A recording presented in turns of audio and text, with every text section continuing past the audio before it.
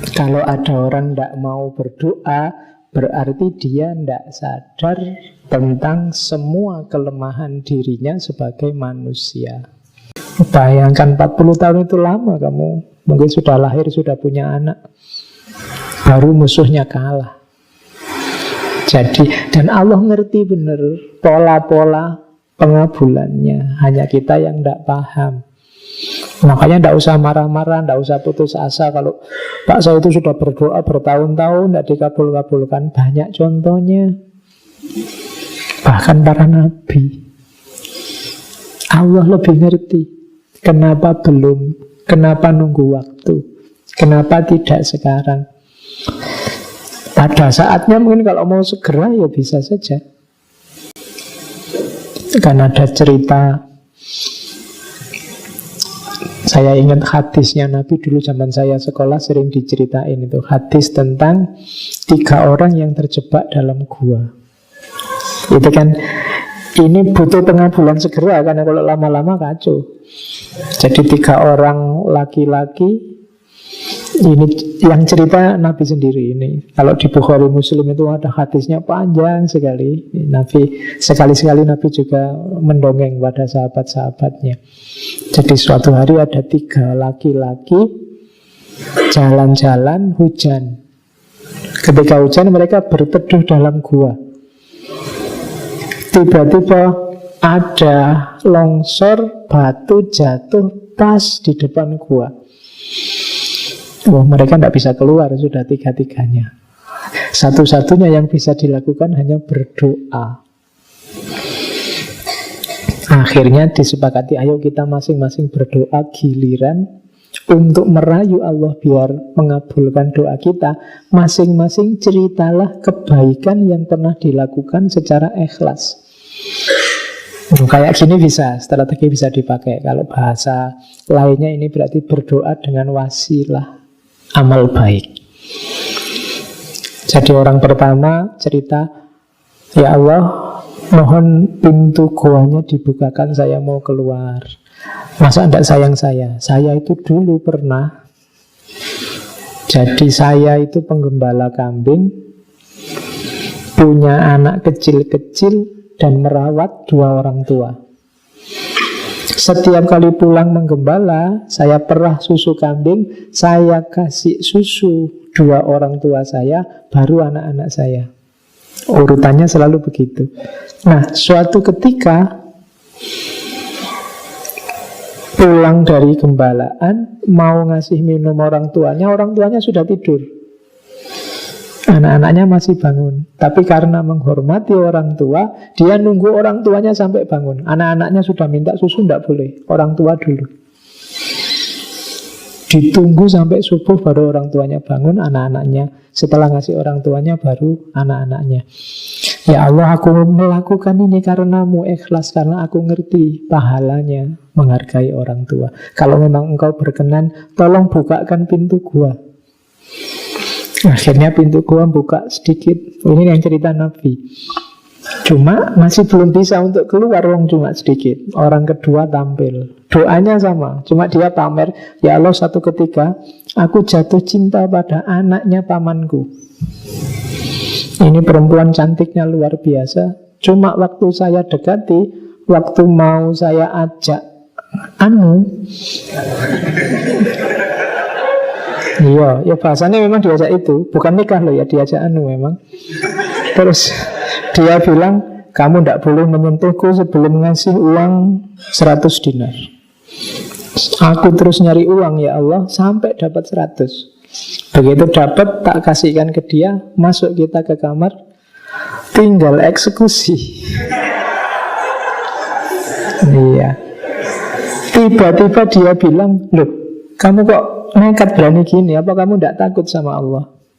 Saat itu juga aku sadar, ya Allah, dan meskipun kehilangan 100 dinar tidak apa-apa, karena aku ingat padamu. Terus pergi. Jadi kalau yang saya lakukan ini mendapat ridhomu, engkau berkenan, bahwa ya Allah tolong digeser dikit aja lagi. Digeser lagi, tapi masih kurang. Untuk 1 orang masih belum bisa. Akhirnya orang ketiga, kalau dia pamer, ya Allah, saya itu punya banyak pegawai. Suatu ketika saya ngasih gaji ke mereka, ada ketelingsut satu pegawai belum saya kasih gaji. Terus semuanya pulang kampung. Nah, gaji untuk pegawai yang satu ini, karena saya kan bisnismen, daripada ini uangnya nganggur, saya belikan ternak, belikan sapi. Ternyata sapinya beranak, terus jadi banyak. Jadi bisa gembalaan. Nah, satu ketika pegawai yang ketelisut tadi datang. Dia ingat bahwa gaji saya dulu belum dibayar. Nah, karena dia minta gaji dan saya sadar bahwa dulu gajinya tak pakai beli sapi, maka saya berikan semua yang ada di peternakan itu, bahwa itu hakmu semua. Jadi karena dulu uangmu saya pakai beli sapi. Oleh karena itu ya Allah, ku berikan pada dia semua. Kalau engkau berkenan ridho dengan yang kulakukan ini, mbok coba dibuka dikit pintu depan goa. Dan saat itu juga terus terbuka, bisa lewat satu orang, akhirnya keluar semua. Ini contoh doa yang ingin segera dengan wasilah amal baik. Ya sekarang tinggal kalian mau memamerkan apa pada Allah seandainya berdoa? Ada nggak amal dahsyatmu yang Allah sampai bilang wow itu? Oke. Kalau nggak ada ya berarti ya lakukan amal baik sebanyak-banyaknya, terus berdoalah. Mungkin kamu tidak menyebut pun Allah tahu kebaikan-kebaikanmu. Oke. Terus kalau ini istilahnya psikoterapi doa. Psikoterapi doa itu bagaimana mengelola doa agar jadi kekuatan menyembuhkan secara psikis. Ini yang saya sebut berdoa yang serius tadi.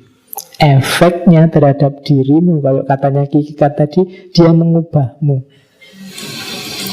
Jadi perhatikan rentetan-rentetan itu, nanti lakukanlah. Sebelum berdoa, tegaskan dalam dirimu kelemahanmu, bahwa aku ini lemah ya Allah, aku ini tidak berdaya, Engkau yang Maha Kuasa.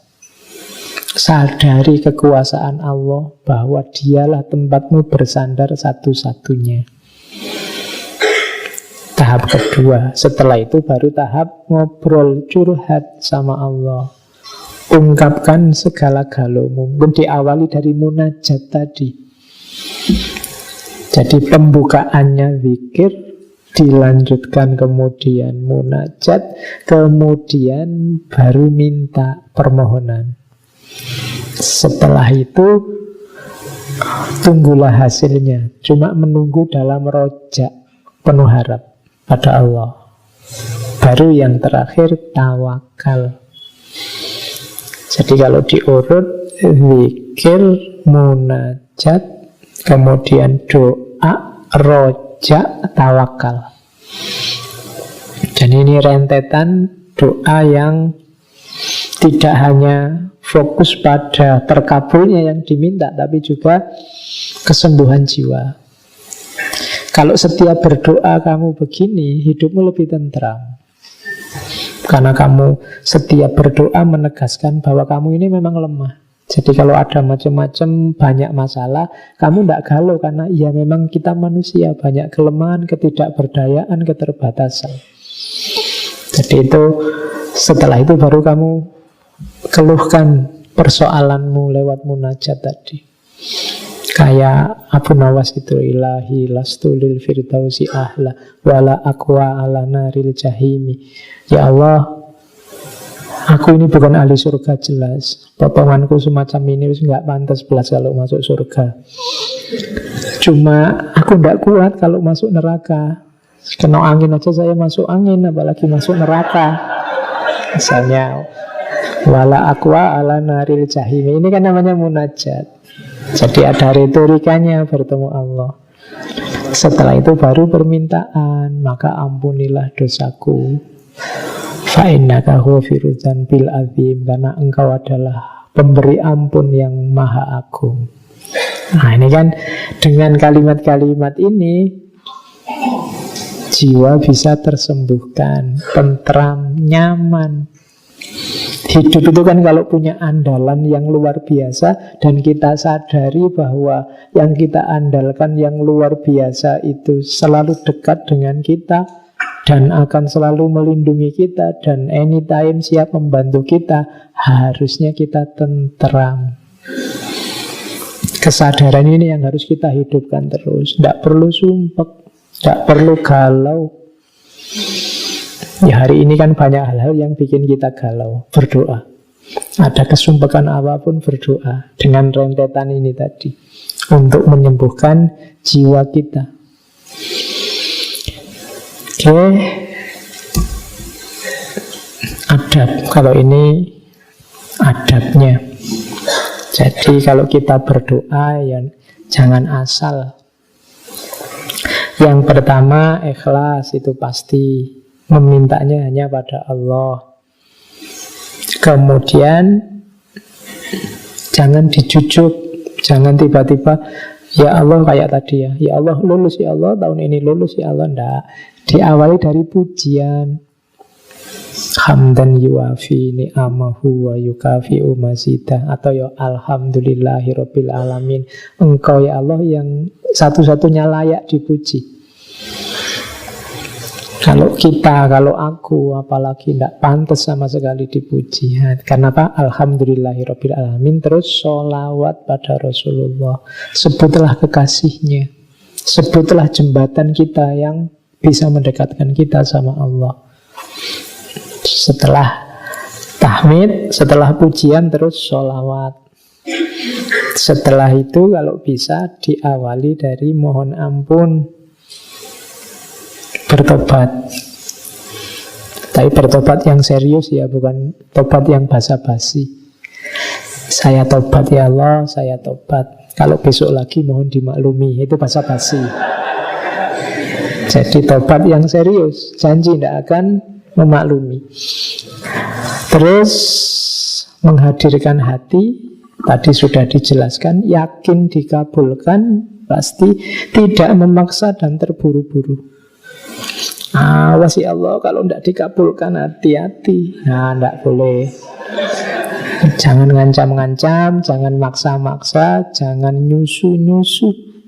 Nyusu-nyusu itu memburu-buru Allah. Segera ya Allah, segera. Kalau bisa 3 jam setelah ini ya, tidak apa-apa. Itu namanya nyusu-nyusu. Besok pagi ya Allah ya, besok pagi. Itu namanya nyusu-nyusu, tidak sopan sama Allah. Serahkan semua pada kebijaksanaannya Allah. Kapan dikabulkan, waktunya sebesar apa, serahkan semuanya pada Allah. Terus tadi ya, tidak mendoakan yang buruk-buruk untuk diri sendiri atau untuk orang lain. Kalau untuk diri sendiri mungkin jarang, tapi sering kita mendoakan jelek untuk orang lain. Tidak beradab. Jadi adabnya doa itu ya mendoakan yang baik-baik untuk siapapun. Kalau ada temanmu misalnya menurutmu salah atau keliru, doakan biar dia sadar dan kembali ke jalan yang lurus. Meskipun tidak harus kamu ucapkan di depan dia. Saya doakan kamu dapat hidayah. Ya. Kalau ini nggak mendoakan, itu namanya ya semoga engkau sadar ya gitu. Nah, itu tidak mendoakan. Ya kalau kamu menurutmu salah, kamu menghadap ke Allah. Ya Allah, ini sahabat saya, aku sayang padanya. Bukakan hatinya, tunjuki dia jalan yang lurus. Tapi nggak perlu kamu cerita-cerita di depan dia, nanti itu dianggap melecehkan. Jadi tidak mendoa yang buruk apalagi orang lain. Dan rendahkan suara, tidak usah teriak-teriak. Ya kecuali imam biar jamaahnya kedengaran. Kamu tidak usah di kamar kos sendirian. Ya Allah, nanti ya lanjutannya itu tidak memberatkan diri dengan bersajak. Saya minta padamu ya Allah yang maha kuasa. Kemudian untuk mengampuninku yang serba lemah, sehingga semuanya beres. Oh, ini harus A lagi nih apa ngono. Nggak ada yang maksa harus puisi, harus bersaja. Itu nanti kamu mikirnya jadi tidak karu-karuan. Nggak usah maksa yang puitis, nggak usah maksa yang bombastis, nggak usah. Wong berdoa itu keakrabanmu sama Allah. Jadi nggak usah sibuk dengan sajaknya, nggak usah sibuk dengan kalimat-kalimat bagusnya. Karena yang lebih penting adalah hadirnya hati. Tawaduk, khusyuk, khauf, roja. Ini situasi batinnya. Tawaduk itu tunduk, khusyuk itu kestabilan batin, khauf itu takut, roja takut dimurkai Allah, penuh harap akan rahmatnya Allah.